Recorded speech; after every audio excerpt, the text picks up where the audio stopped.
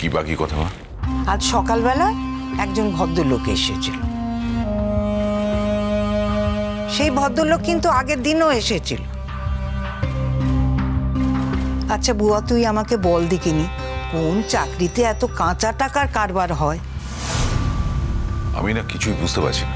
মাসি, তুমি অকারণে জটিলতা তৈরি করছো। আমি তো তোমাকে বললাম যে ভদ্রলোক টাকাটা রেখে গেছিলেন, তারপরে চলে গেছেন, দূরে চলে গেছেন, তাই জন্য টাকাটা নিয়ে যেতে পারেননি। না জুন, তুমি বোধহয় ঠিক কথা বলছো না। দেখ বুয়া, তোকে আমি একটা কথা বলছি, এই বাড়িটা যদি বিক্রি হয়ে যায় না, আমি কিছুতেই সহ্য করতে পারবো না। তোর বাবা কিন্তু খুব পাকা কাজের মানুষ, তিনি একটা ব্যবস্থা করে গেছেন। এই বাড়ির দোতলা কিন্তু বৌমা তার ছেলে মেয়েদের সারা জীবন ভোগ দখলের অধিকার থাকবে। আর এইরকম সময় জুন যদি বাড়িটা বিক্রি করে দেওয়ার সিদ্ধান্তটা নেয়, তাহলে কি মারাত্মক ধুন্ধুমার কাণ্ড হবে একবার বুঝতে পারছিস? আমি তোকে একটা কথা বলছি, জুনের এই চেষ্টাটা তুই বন্ধ কর বুয়া।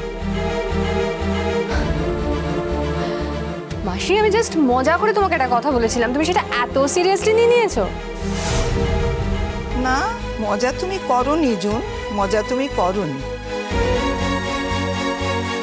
আমার তো এখন সন্দেহ হচ্ছে, সকালবেলা যে লোকটা এসেছিল, এসে তোমাকে অতগুলো টাকা দিয়ে গেল, সেই টাকাটা এই বাড়ি কেনা বাবদ তোমাকে আগাম দিয়ে গেল কি?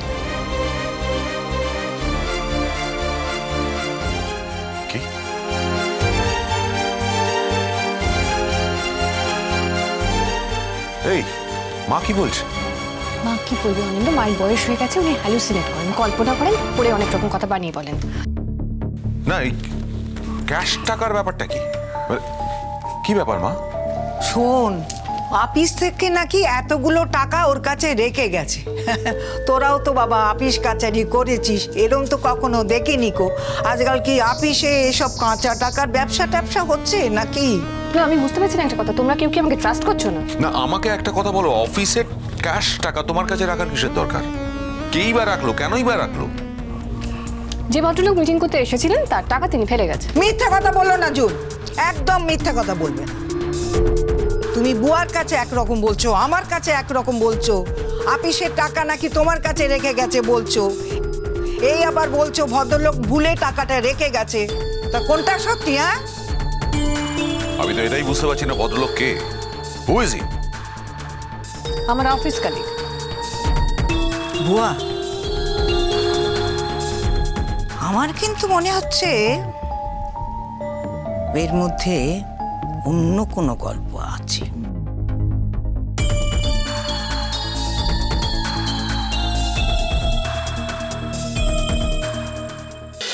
দাদা, আমি একটা কথা না বলে পাচ্ছি না। বৌদিকে তো আমি নিজের বৌদি ভাবি, অন্য লোক তো ভাবি না। বৌদি কিন্তু একদম কথা শুনছে না, কোনো নিয়ম মানছে না, খাওয়া দাওয়া করছে না, আবার কিন্তু বৌদির শরীর খারাপ করবে। এ কি শুনছি শ্রীময়ী? তোমার কি কাজে বেরোনোর কোনো ইচ্ছে নেই নাকি? আমার কিচ্ছু শরীর খারাপ করবে না, আর আমি ঠিক করেছি আমি কালকে থেকেই কাজে যাব। হ্যাঁ, কিন্তু তোমার যদি ওই শরীর খারাপ করে, তো শরীর খারাপ নিয়ে কাজে যাওয়াটা তো কোনো কাজের কথা হলো না। তুমি অনিয়ম করছো, খাওয়া দাওয়া টাইমলি করছো না, এরকম তো কথা ছিল না। দেখো, তুমি যাতে ভালো থাকো, এই বাড়িতে এসে একটু সুস্থ হও, তাই আমি এখানে আসার প্রস্তাব দিয়েছিলাম। এখন তো মিঠুর কথা শুনে মনে হচ্ছে যে বোধহয় আমি ভুল করেছিলাম।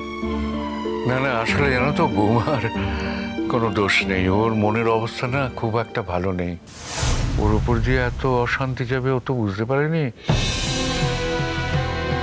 আসলে টিঙ্কার বউটা এইরকম অশান্তি করবে ও তো ভাবতেই পারেনি।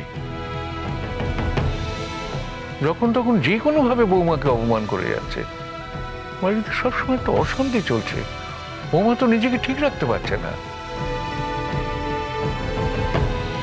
কতদিন আর নিজেকে ঠিক রাখবে বলো তো?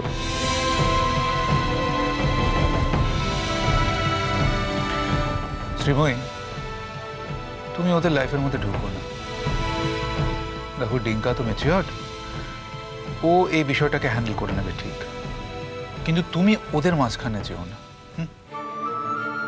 আমি কোথাও ঢুকতে যাই না রোহিতা, আমাকে জোর করে টেনে ঢোকানো হয়। ওই মেয়েটার যে কেন এত রাগ আমার উপরে আমি সত্যি বুঝি না। প্রত্যেকটা ব্যাপারে আমাকে অ্যাটাক করে, কেন করে কিচ্ছু বুঝতে পারি না।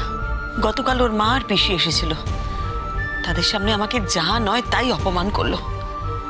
ওই সেই ডিঙ্কার বিয়ের দিন আমার মাথা ঘুরে গিয়েছিল যখন আপনি আমার হাত ধরেছিলেন, সেই নিয়ে আমাকে যে আবার কত কথা শোনালো আপনাকে কি বলবো। আর ডিঙ্কাটা হয়েছে তেমন, আমাকে ছেড়ে কোথাও যাবে না। সেই জন্য ওদের ধারণা আমি ডিঙ্কাকে আমার আঁচলের তলায় বেঁধে রেখে দিয়েছি। ডিঙ্কাকে তো কত করে বললাম, কত করে বোঝালাম, ডিঙ্কা তুই যদি মনে করিস তুই তোর বউকে নিয়ে ওই বাড়িতে গিয়ে থাক, ওখানে না হয় তুই অন্য কোথাও গিয়ে থাক, এখান থেকে চলে যা। শুনবে না আমার কথা, কোথাও যাবে না, ও এখানেই থাকবে।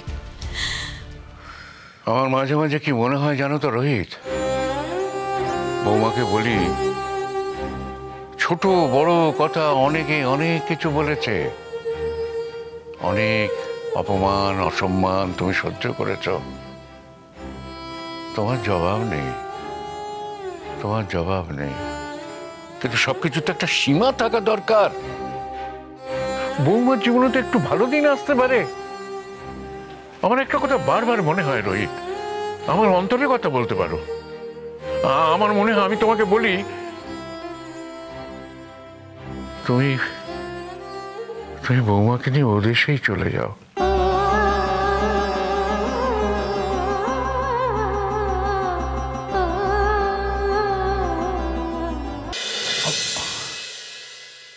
আপনি কি বলছেন মেসমশাই?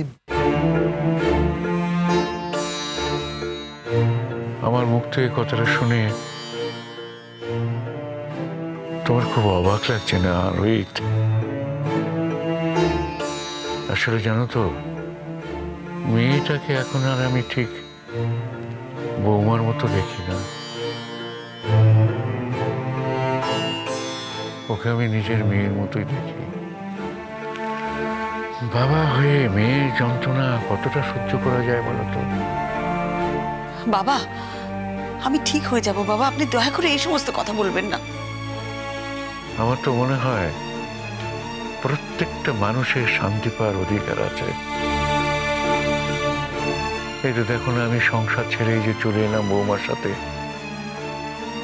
সাথে রয়েছি, আমি তো বেশ শান্তিতেই আছি। তাই আমার কি মনে হয় জানো, প্রত্যেকটা মানুষের শান্তি পাওয়ার অধিকার আছে। আর দেখো বৌমার জীবনে কোনো শান্তিই নেই। আমার ধারণা বৌমা যতদিন এদেশে থাকবে ও শান্তি পাবে না, ওকে ওরা চালিয়ে পুড়িয়ে শেষ করে দেবে। আসলে জানো তো, বৌমার প্রাণের চেয়ে আমার কাছে দামি আর কি আছে। তাই ভাবছি ও দেশে গেলে অনেক শান্তিতে থাকতে পারবে। তোমার উপর তো আমি খুব নির্ভর করি, তুমি ওকে শান্তিতে রাখতে পারবে। আমি আর কদিন, চোখ বুঝলিশা হয়ে গেল, আর তখন যে কি অবস্থা হবে, জীবনটা শেষ হয়ে যাবে। আর তুমি তো চিরদিন এর দেশে থাকতে পারবে না, তোমাকে চলে যেতেই হবে। তখন যে বৌমার কি অবস্থা হবে, সেই কথাই ভেবে ভেবে আমি। মেসমশাই, আপনি একদম টেনশন করবেন না, আপনি এত চিন্তা করবেন না। দেখুন, ডিঙ্কা আছে, ডিঙ্কা খুব সেন্সিবল ছেলে, দিঠি আছে। কি এক বাইরের মেয়ে এসে শ্রীময়ীকে কি বলল এবং ওর কথাগুলো শুনে শ্রীময়ী মানসিকভাবে বিচলিত হয়ে পড়লো, সেটা তো কাজের কথা নয়। আপনি বুঝবেন না, প্রত্যেকটা মুহূর্তে যদি কিছু মানুষ ধারাবাহিকভাবে আপনাকে অপমান করে, আপনার মনের উপর চাপ পড়বে না? তোমার কাছে অপশনস কি আছে বলো তো শ্রীময়ী? তুমি তো সবাইকে ছেড়ে একা থাকার মেয়ে নাও, থাকা উচিত নয়। তুমি সবার সাথে থাকবে, সবার সাথে থাকতে গেলে যেরকম এই দুঃখ কষ্টগুলো পেতে হয়, সেরকম তো আনন্দটাও পাও। আমি বলি কি, এইসব দুঃখ কষ্টগুলোকে না ইগনোর করো, জাস্ট ইগনোর করো, ওগুলোকে না আর গায়ে মেখো না।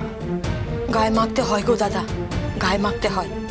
আমি তো বস্তিতে থাকি, এই রাজপ্রাসাদে থেকে মেশো যে কথাটা বলেছে, আমি বস্তির লোক হয়ে একই কথা বলছি দাদা। বৌদি, তুমি দাদার হাত ধরে না ও দেশে চলে যাও।